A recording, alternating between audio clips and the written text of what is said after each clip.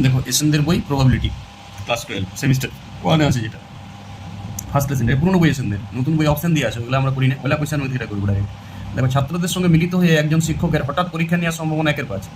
যদি একজন ছাত্র দুদিন অনুপস্থিত থাকে তবে তার অন্তত পক্ষে একটি পরীক্ষা দেওয়ার সুযোগ নষ্ট হওয়ার সম্ভাবনা কত?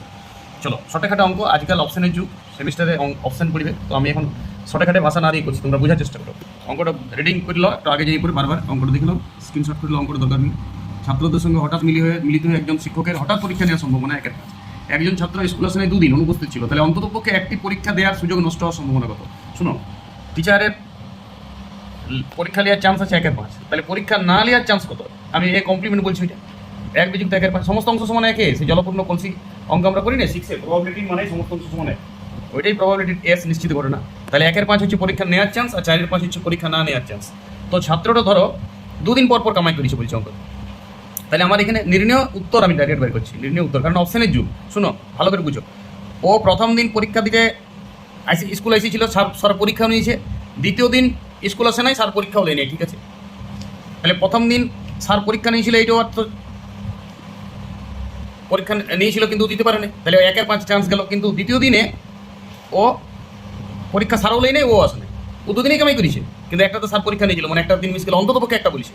এবার শোনো, 2 নম্বর দিনে এমনও হইতে পারে কেসটা, প্রথম দিনে ও আসে নাই, স্যারও পরীক্ষা নেই, 4/5, কিন্তু ও আসে নাই, কিন্তু 7টা পরীক্ষা নিয়েছিল, 7টা তো হঠাৎ পরীক্ষা নেই না, তাহলে এইটা আরেকটা সম্ভাবনা, এটা একটা সম্ভাবনা। আর 3 নম্বর শুনো, ভালো করে অঙ্কটা থেকে ধ্যান দেবে, বলেছে অন্তত পক্ষে একটি, তার মানে 2টা পরীক্ষা না দিলেও সম্ভব হতে পারে, এমন হতে পারে 7টা 2 দিনই পরীক্ষা নিয়ে নিয়েছে, এমনও তো হতে পারে যে 7টা পরপর 2 দিনই পরীক্ষা নিয়েছে এবং 2 দিনে আসে নাই, তাহলে স্যারের পরীক্ষা নেওয়ার চান্স কত? স্যারের পরীক্ষা নেওয়ার চান্স 1/5, তাহলে প্রথম দিনেও ও আসে নাই কিন্তু স্যার পরীক্ষা নিয়েছে, তার মানে ওর পরীক্ষা দেওয়ার সুযোগ নষ্ট হয়েছে। দ্বিতীয় দিনেও ও আসে নাই কিন্তু স্যার পরীক্ষা নিয়েছিল, বাস এইগুলা যোগ করতে হবে। দেখো সবার নিচে 25 আছে, তো 25, 4 1 কে 4, 4 1 কে 4, আর 1 1 কে 1, তাহলে ওর পরীক্ষা না দেওয়ার সুযোগ কত? অন্তত পক্ষে একটি পরীক্ষা না দেওয়ার সুযোগ হচ্ছে 9/5, অন্তত পক্ষে একটি পরীক্ষা।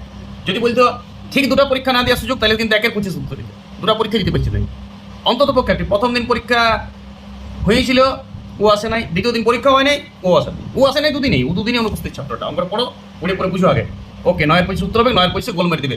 এইটা ভাবিতে অন্তত 10 থেকে 12 সেকেন্ডে গোলটা মারা যায়, যদি প্রবাবিলিটির অঙ্ক তোমার দাপট আছে। সব অঙ্ক যদি পুরনো বইয়ের করছো, পুরনো বইয়ের তোমাকে সব প্রবাবিলিটি অঙ্ক করতে হবে, একটা ছড়া দিবে না, কনসেপশনের উপরে যাবে তুমি। কনসেপশন কিছু না, প্রচুর অঙ্ক করো, এটাই কনসেপশন, প্রচুর অঙ্ক প্র্যাকটিস করো। নিজের পুরনো বইটা এসেনদের, সেটা একটা অঙ্ক বাদ দিও না প্রবাবিলিটি থেকে, 3টা চ্যাপ্টার এলে ব্যাস, তোমার কনসেপশনের উপরে চলে যাবে তুমি। কনসেপশন কি হবে? আরে 2 আর 1 যোগ করলে 3 হয়, কিছুদিন পর আর একটা কনসেপশন দরকার হয় না, ব্লাডে মিশে যায়। তেমনি প্রবাবিলিটির অঙ্কগুলো দেখলেই তো মেরে দিই ঝাট করে। ওকে।